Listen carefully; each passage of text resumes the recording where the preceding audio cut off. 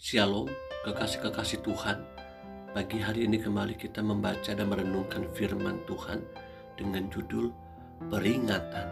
Kamis edisi surat 1 Korintus bersama saya, Fani Paendong. 1 Korintus 10 ayat 1 sampai 33. Aku mau supaya kamu mengetahui, saudara-saudara, bahwa nenek moyang kita semua berada di bawah perlindungan awan, dan bahwa mereka semua telah melintasi laut untuk menjadi pengikut Musa. Mereka semua telah dibaptis dalam awan dan dalam laut. Mereka semua makan makanan rohani yang sama, dan mereka semua minum minuman rohani yang sama. Sebab mereka minum dari batu karang rohani yang mengikuti mereka, dan batu karang itu ialah Kristus. Tetapi sungguh pun demikian, Allah tidak berkenan kepada bagian yang terbesar dari mereka, karena mereka ditewaskan di padang gurun. Semuanya ini telah terjadi sebagai contoh bagi kita untuk memperingatkan kita, supaya jangan kita menginginkan hal-hal yang jahat seperti yang telah mereka perbuat, dan supaya jangan kita menjadi penyembah-penyembah berhala, sama seperti beberapa orang dari mereka. Seperti ada tertulis, maka duduklah bangsa itu untuk makan dan minum. Kemudian bangunlah mereka dan bersukaria. Janganlah kita melakukan percabulan seperti yang dilakukan oleh beberapa orang dari mereka, sehingga pada satu hari telah tewas 23.000 orang. Dan janganlah kita mencobai Tuhan seperti yang dilakukan oleh beberapa orang dari mereka, sehingga mereka mati dipagut ular. Dan janganlah bersungut-sungut seperti yang dilakukan oleh beberapa orang dari mereka, sehingga mereka dibinasakan oleh malaikat maut. Semuanya ini telah menimpa mereka sebagai contoh dan dituliskan untuk menjadi peringatan bagi kita yang hidup pada waktu di mana zaman akhir telah tiba. Sebab itu, siapa yang menyangka bahwa ia teguh berdiri, hati-hatilah supaya ia jangan jatuh. Pencobaan yang kamu alami ialah pencobaan biasa yang tidak melebihi kekuatan manusia. Sebab Allah setia, dan karena itu Ia tidak akan membiarkan kamu dicobai melampaui kekuatanmu.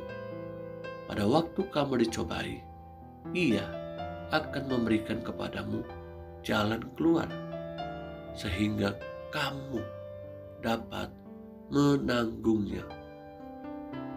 Karena itu, saudara-saudaraku yang kekasih, jauhilah penyembahan berhala. Aku berbicara kepadamu sebagai orang-orang yang bijaksana. Pertimbangkanlah sendiri apa yang aku katakan. Bukankah cawan pengucapan syukur yang atasnya kita ucapkan syukur adalah persekutuan dengan darah Kristus? Bukankah roti yang kita pecah-pecahkan adalah persekutuan dengan tubuh Kristus? Karena roti adalah satu, maka kita sekalipun banyak adalah satu tubuh. Karena kita semua mendapat bagian dalam roti yang satu. waktu itu perhatikanlah bangsa Israel menurut daging. Bukankah mereka yang makan apa yang dipersembahkan mendapat bagian dalam pelayanan mezbah? Apakah yang kumaksudkan dengan perkataan itu? Bahwa persembahan berhala adalah sesuatu? Atau bahwa berhala adalah sesuatu? Bukan. Apa yang kumaksudkan ialah bahwa persembahan mereka adalah persembahan kepada roh-roh jahat, bukan kepada Allah. Dan aku tidak mau bahwa kamu bersekutu dengan roh-roh jahat. Kamu tidak dapat minum dari cawan Tuhan dan juga dari cawan roh-roh jahat. Kamu tidak dapat mendapat bagian dalam perjamuan Tuhan dan juga dalam perjamuan roh-roh jahat. Atau maukah kita membangkitkan cemburu Tuhan? Apakah kita boleh kuat daripada Dia? Segala sesuatu diperbolehkan, benar, tetapi bukan segala sesuatu berguna. Segala sesuatu diperbolehkan, benar, tetapi bukan segala sesuatu membangun. Jangan seorang pun yang mencari keuntungannya sendiri, tetapi hendaklah tiap-tiap orang mencari keuntungan orang lain. Kamu boleh makan segala sesuatu yang dijual di pasar daging tanpa mengadakan pemaksaan karena keberatan hati nurani. Karena bumi serta segala isinya adalah milik Tuhan.